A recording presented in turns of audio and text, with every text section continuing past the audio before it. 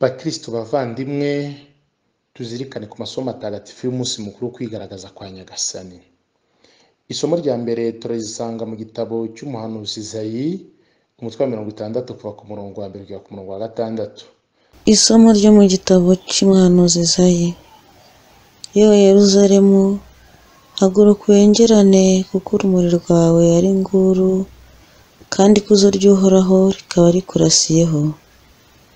Nyamara dore umwijima utwikiriye isi, n'icuraburindi ribundikiye amahanga, ariko wowe Uhoraho azakurasiraho, n'ikuzo rye rikubengeraneho. Amahanga azagana urumuri rwawe, abami basanga umucyo ukurasiyeho. Kibuka impande zose maze witegereze, dore bose barakoranye baje bakugana. Abahungu bawe baturutse iyo bigwa, n'abakobwa bawe baje bahagatiwe. Nuko uzabirebere maze unezerwe, umutima wawe wisimbize utaratswe n'ibyishimo, kuko ari wowe bazazanira ubukire bwo hakurya y'inyanja, n'umutungo w'amahanga ukazataha iwawe. Amashyo y'ingamiya azakuzuranaho, ingamiya zikiri nto z'i Madiyani n'i Eyifa. Abantu bose b'i Saba bazaza bikoreye zahabu n'ububani, kandi baze baririmba ibisingizo by'Uhoraho. Iryo ni ijambo ry'Imana. Zaburi tuzirikanaho ni Zaburi ya 71. Nyagasani, abami bose bazapfukama imbere yawe, amahanga yose akuyoboke. Mana, umwami umwegurira ubucamanza bwawe, uwo mwana w'umwami umutoza ubutabera bwawe. Acire umuryango wawe imanza ziboneye, kandi arengera ingorwa zawe. Mu gihe cye ubutabera buzasagamba, n'amahoro asesure mu mezi atabarika. Azategeka kuva ku nyanja kugera ku yindi, avane ku ruzi ageze ku mipaka y'isi. Abami b'i Tarishishi n'ab'ibirwa bazamutura, abami b'i Seba n'ab'i Saba bamurabukire. Abami bose bazapfukama imbere ye, amahanga yose amuyoboke. Azarokora ingorwa zitakamba n'indushyi zitagira kirengera, azagirira ibambe ingorwa n'utishoboye, aramire ubuzima bwabo. Nyagasani, abami bose bazapfukama imbere yawe, amahanga yose akuyoboke.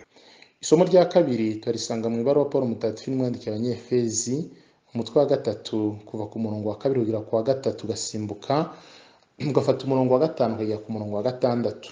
Isomo ryo mu ibaruwa Paulo Mutagatifu yandikiye Abanyefezi. Bavandimwe, ngira ngo mwamenye ingabire Imana yampaye ku buntu ari mwe ibigirira, kugira ngo isohoze umugambi wayo, ikampishurira ibanga ryayo. Iryo banga Imana ntiyigeze iribwira abantu bo hambere, nk'uko ubu imaze kurihishurira intumwa zayo ntagatifu n'abahanuzi bayo ku bwa Roho Mutagatifu. None dore n'abanyamahanga nabo bemerewe gusangira umurage umwe natwe, bakaba ingingo z'umubiri umwe hamwe natwe, kandi bakabona uruhare ku isezerano rimwe hamwe natwe muri Kristo Yezu, babikesha inkuru nziza. Iryo ni ijambo ry'Imana. Ivanjiri ni ivanjiri yanditswe na Mutagatifu Matayo, umutwe wa 2 kuva ku murongo wa 1 kugera ku murongo wa 12. Amagambo yo mu ivanjiri ntagatifu uko yanditswe na Matayo. Yezu amaze kuvukira i Betelehemu ya Yudeya ku ngoma y'umwami Herodi, abanyabwenge baturutse iburasirazuba baza i Yeruzalemu babaza bati, umwami w'Abayahudi uherutse kuvuka ari hehe? Twabonye inyenyeri ye mu burasirazuba, none tuje kumuramya. Umwami Herode abyumvise akuka umutima, we na Yeruzalemu yose. Akoranya abatware bose b'abaherezabitambo n'abigisha amategeko b'umuryango, abasiganuza aho Kristo yagombaga kuzavukira. Baramusubiza bati, ni Betelehemu ya Yudeya, kuko ari byo umuhanuzi yanditse ati, nawe Betelehemu, umusozi wo muri Yudeya, si wowe giseswa mu mijyi yaho yose, kuko ari wowe uzaturukaho umutware uzaragira umuryango wanjye Isirayeli.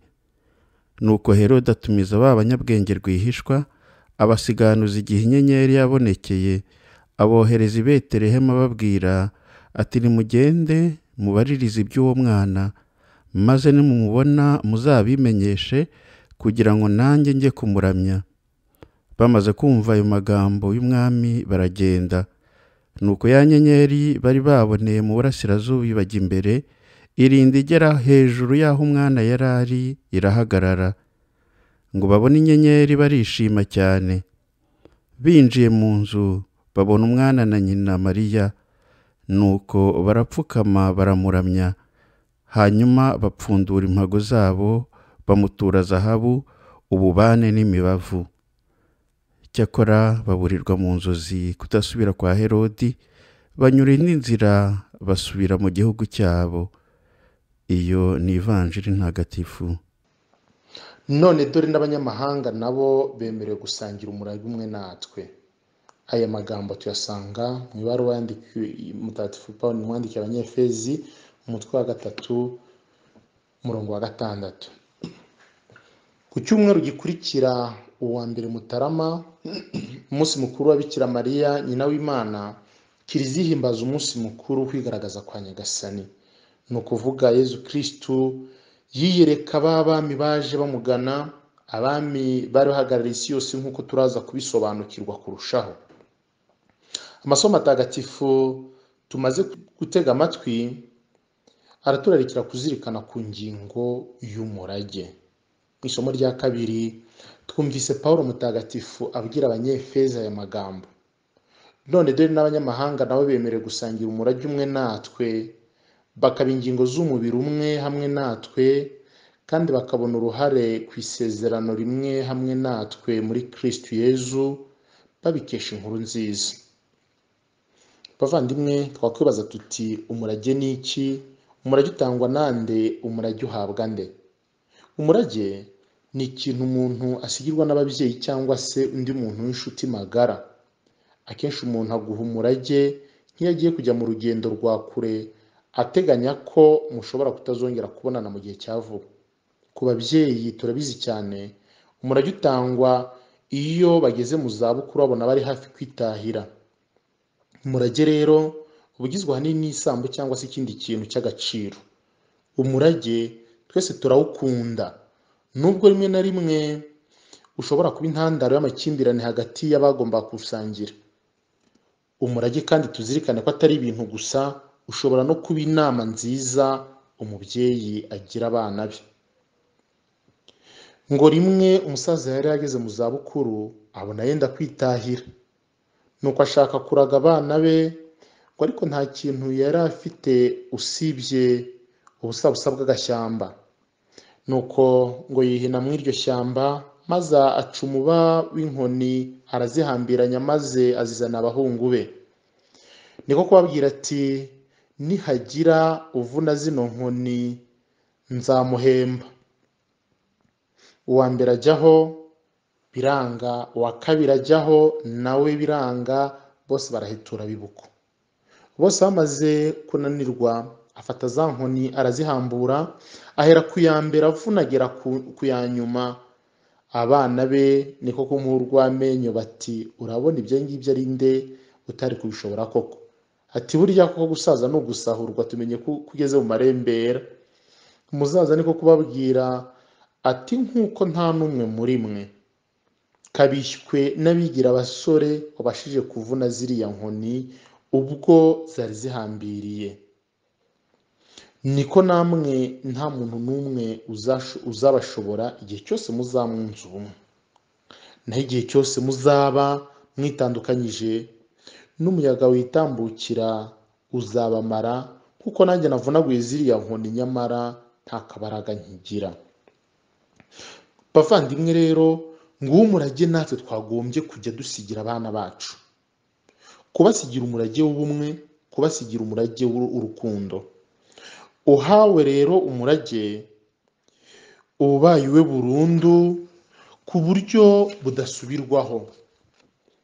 Ibyo hari n'igihe usanga bibaye intandaro y'umwiryane hagati y'abasigaye, bati runaka kuki bamuhaye biriya byose, ati burya yamukunda kuturusha, nuko ugasanga intambara irarose. Burya n'Imana nk'umubyeyi usumba abandi babyeyi bose ntiyari kubura kuduha umurage.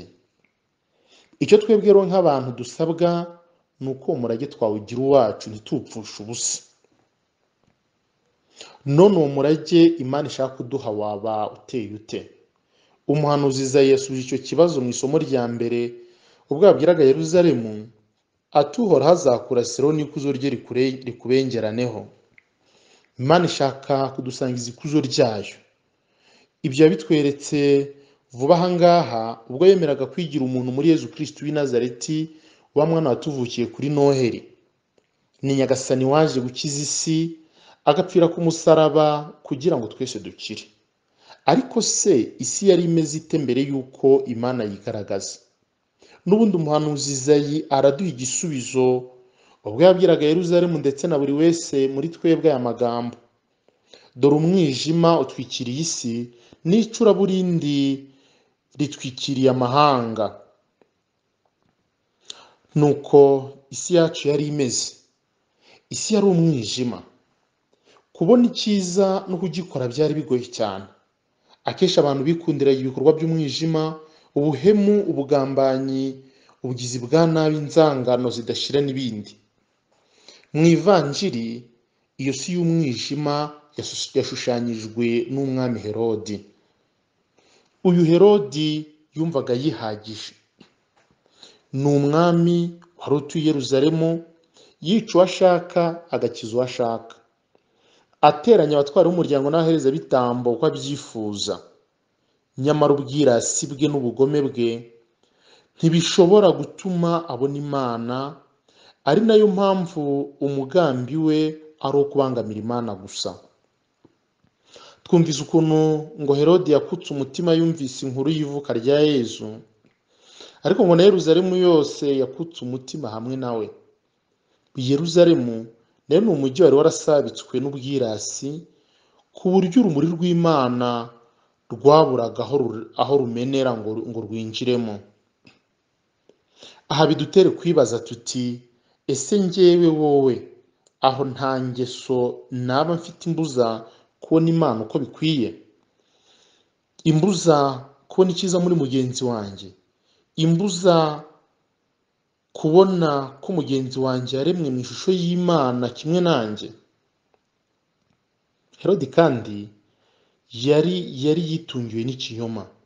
Mu ivanjiri twumvisha ukuntu yatumijeho abanyabwenge rwihishwa, akababwira ati nimugende mubaririze iby'uwo mwana, maze nimumubona muzabimenyeshe kugira ngo nanjye njye kumuramya. Ikinyoma cyambaye ubusa. Herodi ntashaka kugaragaza icyo agambiriye, ntashaka kugaragaza icyo akenyereyeho. Nyamara icyo ashaka nta kindi ni ukugira ngo yice uwo mwana akeka ko azamusimbura. Afite ubwoba. Zimwe mu ngaruka z'icyaha ni ubwoba, ari naho gashinge shitani itera bishaka kwigarurira. Ese aho njyewe wowe ntitwaba twibera mu kinyoma nka Herodi? Ese uwo twashakanye njya mubwiza ukuri? Ese mubwiza ukuri buri munsi? Ese mu kazi nkora nkunda kurangwa n'ukuri? Ese mu baturanyi ndi umuntu urangwa n'ukuri ku buryo bamfata nk'inyangamugayo? Icyo Imana dushakaho si ikindi, ni uko twahindura imigenzereze n'imigire yacu mibi. Uno munsi Imana yatubwira nk'uko yabwiye Yeruzalemu iti haguruka. Ariko se kuki tugomba guhaguruka? Impamvu ya mbere tugomba guhaguruka ni ukugira ngo dukurikire inyenyeri. Iyo nyenyeri ni ijambo ry'Imana, niryo rigomba kuyobora ubuzima bwacu, niryo rigomba kutuyobora nk'uko ya nyenyeri yayoboye abanyabwenge ikabageza kuri Yezu Kristo umukiza w'isi, umwami w'abami. Natwe iryo jambo ry'Imana rigomba kutuyobora rikatugeza aho Yezu Kristo yavukiye. Wasanga ari kuri wa muturanyi tutajya twumvikana, wa wundi tutavuga rumwe. Mu ivanjiri batubwiye ngo babonye inyenyeri barishima cyane. Burya ku muntu wemeye, ijambo ry'Imana rimugeza kwa Yezu, maze nawe akamuha ibyishimo byuzuye bimwe adashobora kwamburwa bibaho.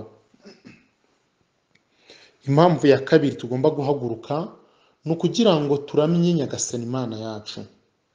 Ngo abanyabwenge binjiye mu nzu, natwe tugomba kuguma hanze, tugomba kwinjira kwa Yezu, maze nawe akiturira imitima yacu.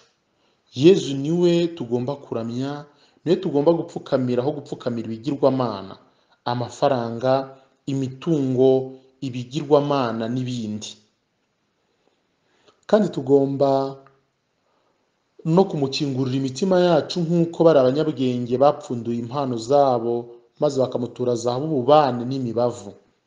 Natwe niduture Yezu ibyacu byose, imiryango yacu, imirimo yacu, inshuti zacu, ubuzima bwacu n'ibyo dutunze byose. Ibyo byose icyo bigomba kudufasha si ikindi, ni uguhinduka. Nk'uko bari abanyabwenge batongeye kunyura inzira kwa Herodi, iriya nzira nyine ishushanya umwijima, icyaha n'ikibi, natwe nitwemere duhinduke, tuzibukire ibikorwa byose by'umwijima, inzangano, amakimbirane n'ibindi. Kimwe n'abari abanyabwenge niduce indi nzira, ariyo y'urumuri. Kandi urwo rumuri nta rundi ni Yezu Kristo. Yezu niwe rumuri nyarumuri, niwe wagombye kutumurikira tukareka abandi bose, ndetse n'ibindi bintu byose bisimbura Imana mu mibereho yacu. Nyamara guhinduka ni urugamba, si impano cyangwa ingabire umuntu ashobora kuvukana cyangwa se akayiragwa n'abakurambere be. Dukunda gusaba Imana ngo iduhe impano yo guhinduka, nyamara rero siko twese tuyakira.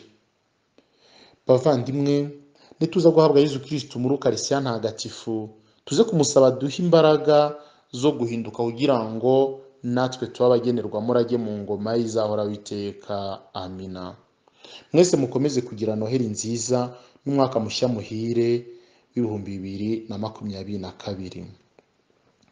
Iyi nyigisho muyigejejweho kandi mwayiteguriwe na Padiri Donatien Ndacyayisaba, Padiri mukuru wa Paruwasi Yezu Nyirimpuhwe Gakeri, Diyosezi ya Nyundo.